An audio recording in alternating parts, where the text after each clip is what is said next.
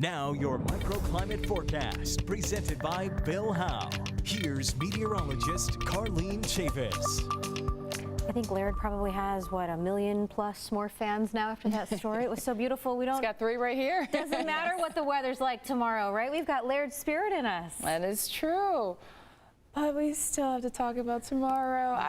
We can talk about it, but it's okay. Yeah. We'll survive. We do need to plan around this weather. We really do, especially with slick roads. That's always dangerous. And when you start to initially get that rainfall and the roads get slick and oily and morning commute, you got a lot of people out in the roadways. That's something to take in consideration tomorrow. We are looking at a likely chance for showers around that time, but the heaviest of the rainfall we're anticipating with this storm system 10 a.m. to noon. So that's when the front will be passing over us. Still keeping a chance for showers in the forecast for tomorrow night as well, all the way into Friday morning. Currently, we just got the cloudy skies going. We've been seeing those all day, 64 degrees for downtown, calm winds, relative humidity at 65%. A lot of cloud cover today, ominous at times. People are asking me, is it going to rain right now? No, it's not raining anytime soon. We have to hold on until tomorrow for the rain. So we've just been seeing the ominous clouds just build in, but it's all ahead of that next storm system, and we're not squeezing out any showers until we hit tomorrow morning. That's as the system gets closer towards us. So there's that area of low pressure, there's the front. We're seeing some heavier pockets of rainfall now moving into northern portions of the state. Across the Sierra Nevada is also dealing with some snow. So snow level about 9,000 feet. We are talking about the moisture just making its way closer towards us. We're not looking at any snow locally.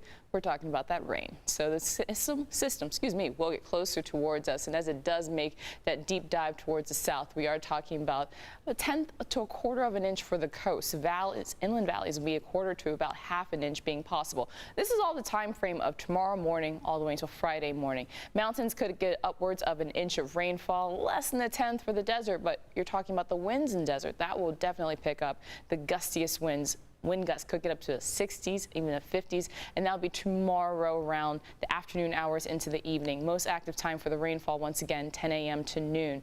And then we'll have high pressure build in. So we'll build in as we go into Friday afternoon, also for Saturday.